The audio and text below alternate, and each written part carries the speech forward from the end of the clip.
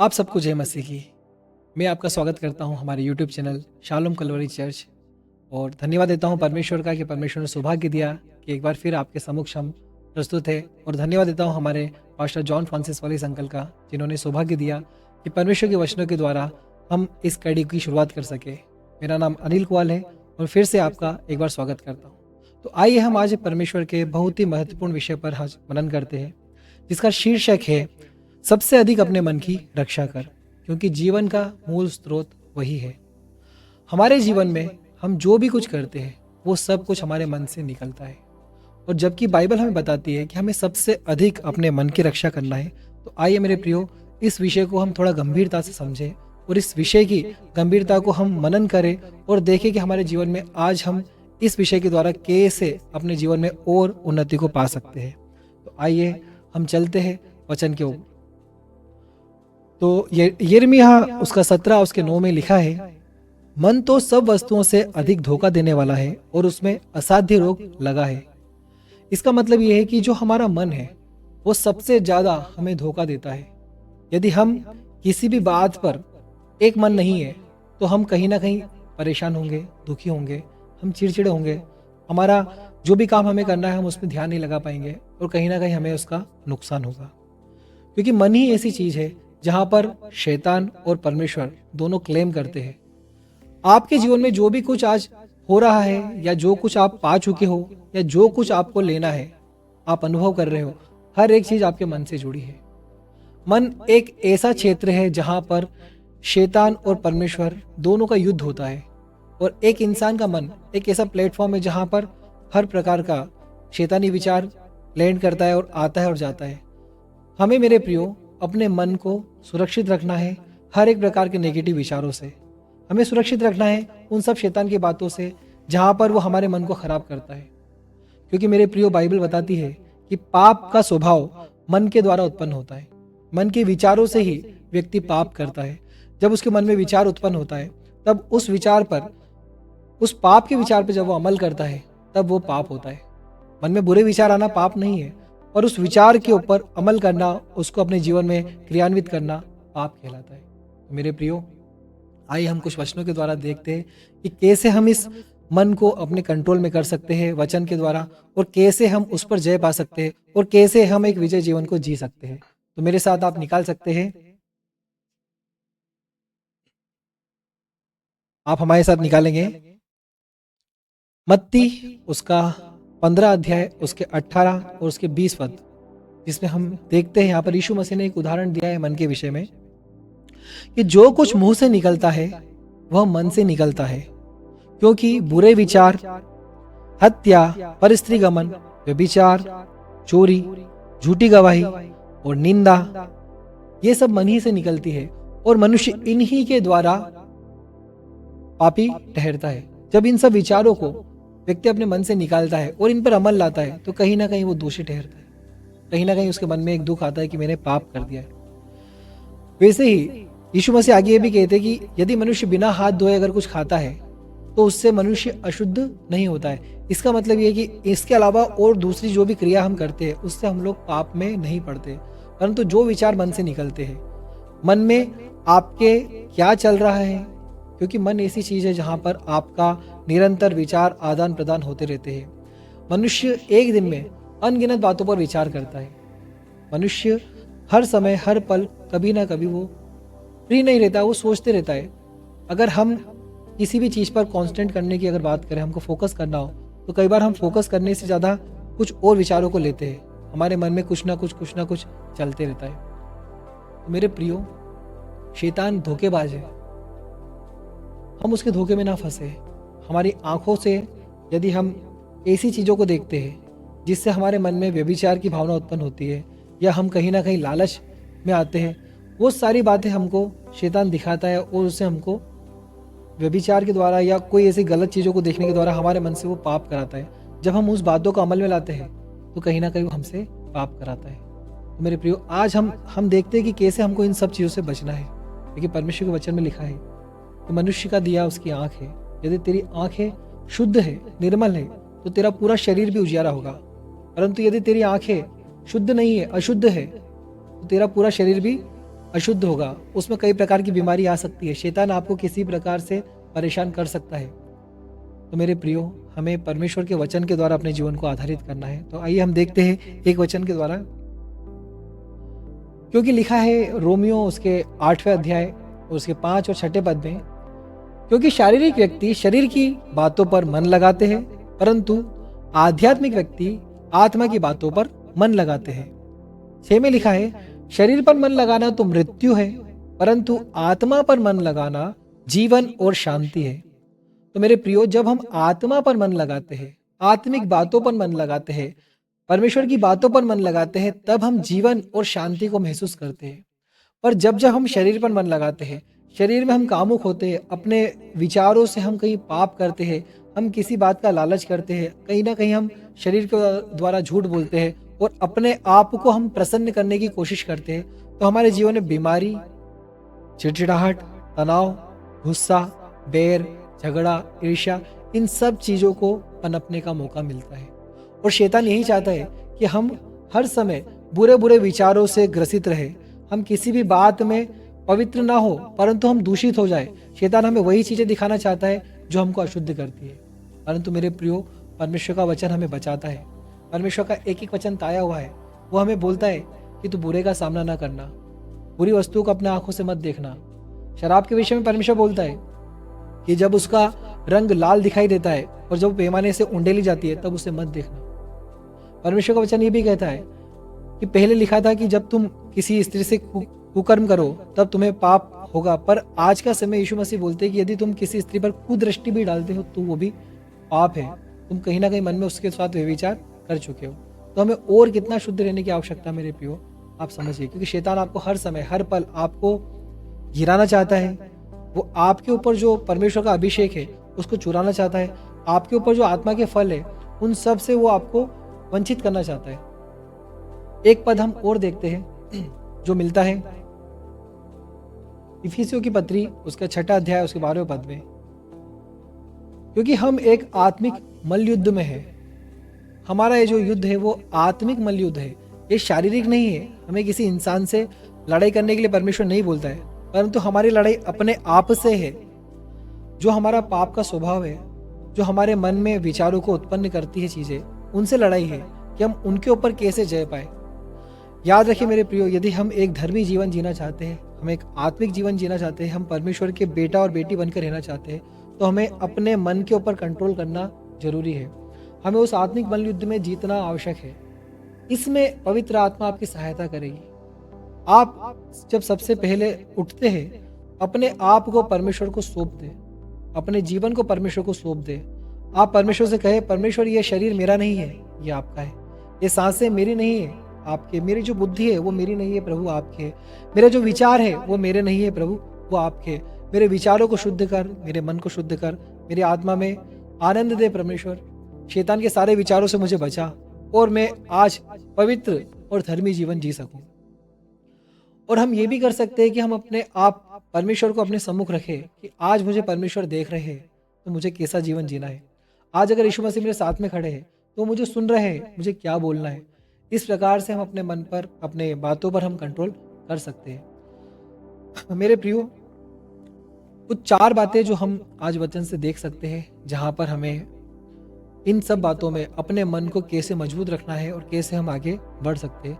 इन 4 बातों पर मनन करेंगे तो हमें क्या करना चाहिए। तो पहला है, हमें अपने मन की रक्षा करना चाहिए, हमें अपने मन को बचाना चाहिए।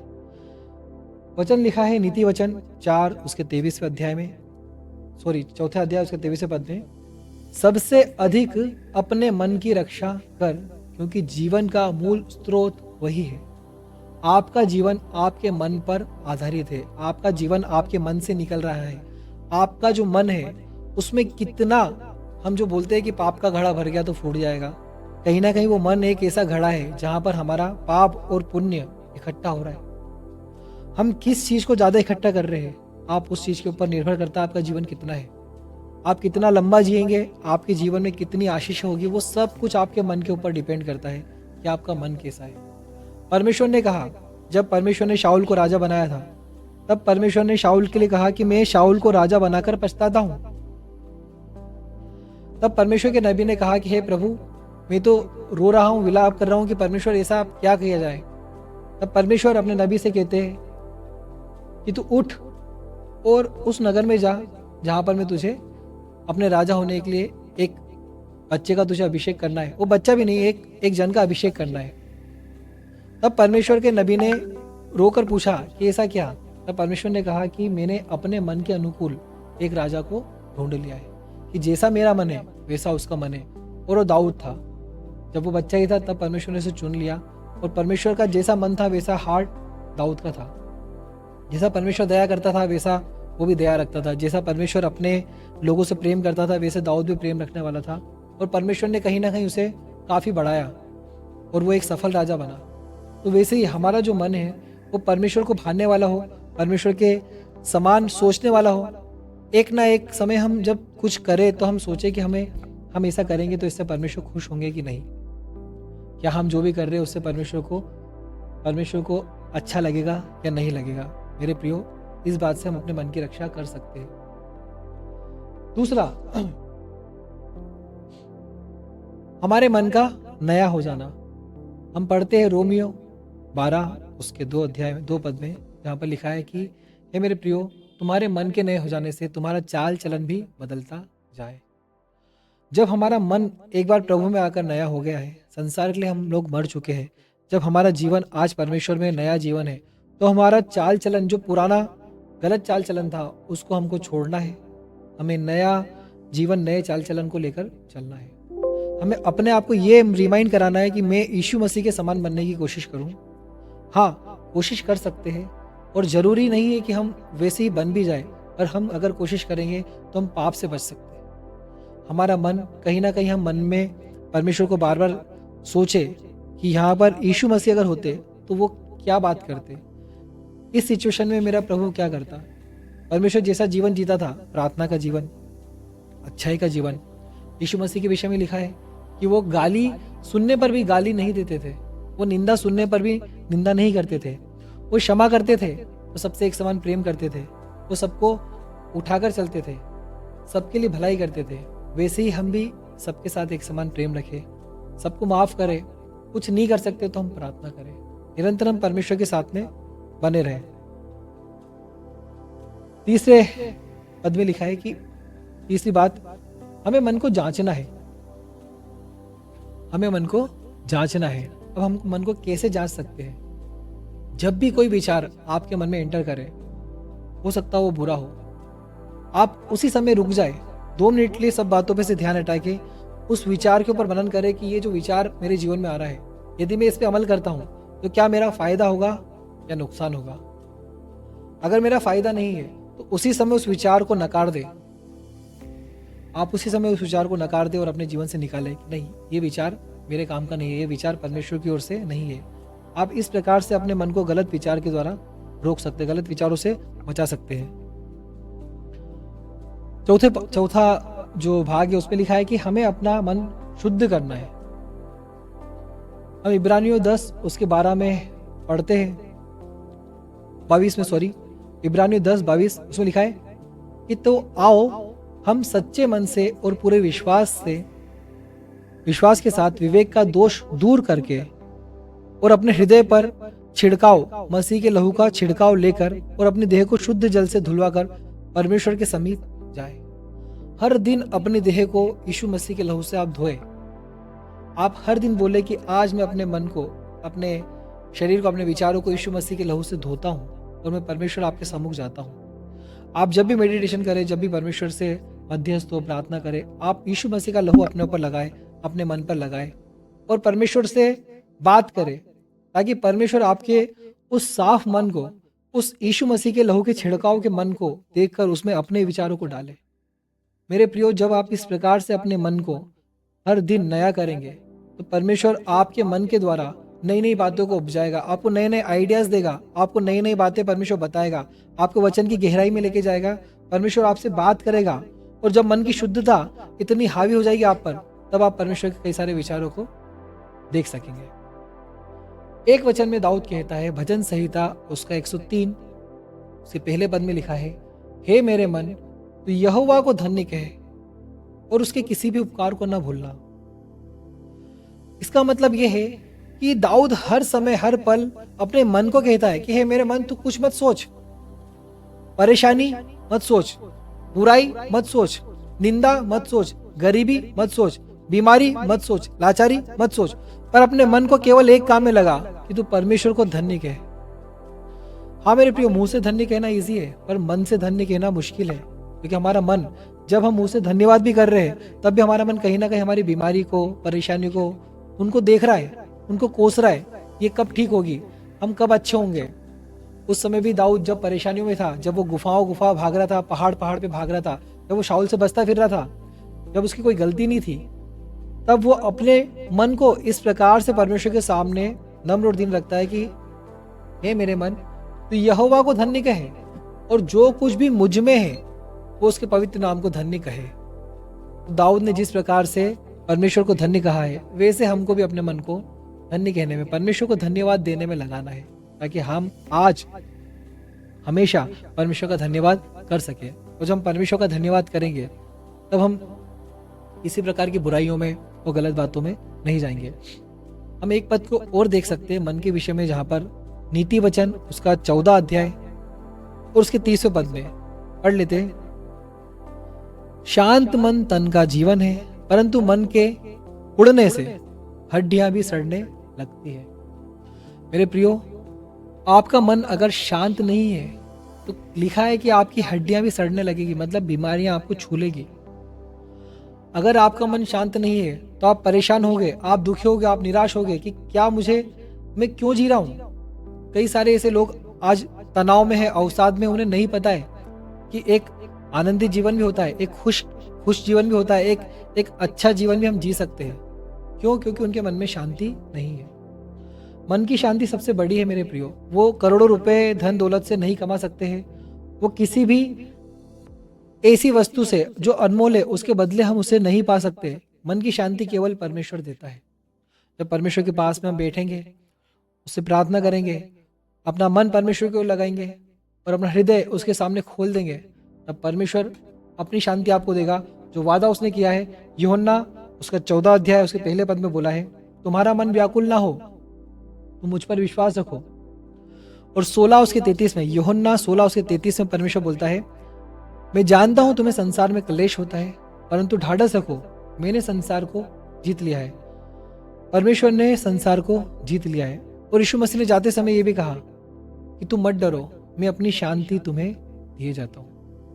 जो सारी समझ से परे है, जो सारे रुपए धन दौलत पैसों से बढ़कर जो इस समय में हमें आवश्यकता है, वही शांति की, शांत मन की, वो केवल और केवल यीशु मसीह आपको दे सकता मेरे प्रिय। इसलिए हम अपने मन को पूरी तरह से परमेश्वर की ओर लगाएं, और जो अभी हमने सुना है, सीखा है, उस पर ध्यान दें कि कहीं आज मेरा मन अशांत तो नहीं है, कहीं आज मैंने कोई ऐसी बातें तो नहीं है जो पाप की है, जो मैंने करी है। यदि हाँ ऐसा कुछ है तो हम रिपेंट करें, पश्चाताप करें, घुटनों पर आए। आप जहाँ कहीं भी हो, अपने घुटनों पर आए, आंख बंद करके अपने हाथों को स्वर्ग की ओर उठाकर परमेश्वर से प्रार्थना करें, तो परमेश्वर से माफ़ी मांगे। तो परमेश्वर ने कहा कि मैं दया की खानी हूँ, मैं क्षमा करने वाला हूँ। आओ हम आपस में वाद विवाद करें, तुम्हारे पाप चाहे लाल रंग के भी क्यों ना हो, तो भी मैं उनको उठा के पीठ के पीछे फेंक दूंगा और फिर कभी उन्हें स्मरण न करूंगा। तो इसलिए मेरे प्रियो, आप अपने मन की रक्षा करें, क्योंकि मन जीवन का मूल स्रोत है। और परमेश्वर जो आपसे प्रेम करता है, जो इतने सारे वचन आपके लिए हर दिन देता है, परमेश्वर आपके मन को मजबूत करेगा, शांति देगा, बचाएगा। और हमारे साथ इस प्रार्थना को करें। हे स्वर्गीय पिता, मैं आपका धन्यवाद देता हूँ। मेरे भाई, मेरे बहन जो भी इस संदेश को सुन रहे हैं मेरे परमेश्वर, उनकी मदद कर मेरे परमेश्वर, ताकि वो अपने मन को तेरी ओर लगा सके प्रभु। उनका मन निराशा में ना हो, उदासी में ना हो, बीमारी में ना हो, परेशानियों में ना हो, पर उनका मन आनंद में, शांति में, खुशी में और आप में मगन रहे मेरे परमेश्वर। वो भी कहने पाए कि हे मेरे मन, तू यहोवा को धन्य कर, और जो कुछ मुझ में है उसके पवित्र नाम को धन्य कहे। हाँ मेरे प्रियो, आज मेरी प्रार्थना है प्रभु, आज मसीह का मन उनके जीवन में पनपे प्रभु, और उनका मन उन्हें दोष मुक्त करे, उनका मन उन्हें परमेश्वर के पास लेके जाए पिता। हे मेरे प्रभु, आज जितने भाई बहने देखते प्रभु, वो आशीष पाए प्रभु, और आपका नाम उनके जीवन में हो प्रभु जी। सारी महिमा, सारा गौरव, सारा जलाल आपको देते प्रभु, और धन्यवाद देते प्रभु जी। धन्यवाद देते प्रभु जी हमारे पास्टर साहब के लिए प्रभु, बिशप जॉन फ्रांसिस वालिस के लिए प्रभु, जिन्होंने हमें इन सब बातों को सिखाया प्रभु, सब बातों के लिए आपका धन्यवाद देते हैं प्रभु। धन्यवाद के साथ इस प्रार्थना को यीशु मसीह के नाम से मांगते हैं, आमीन। Thank you. आपको अगर ये मैसेज पसंद आता है तो आप इसे ज़रूर से अपने प्रियों के साथ शेयर करें, इसे लाइक करें और हमारे चैनल को सब्सक्राइब करें ताकि हम और भी इस प्रकार के संदेशों के साथ आपके बीच में आ सकें। सबको जय मसीह की।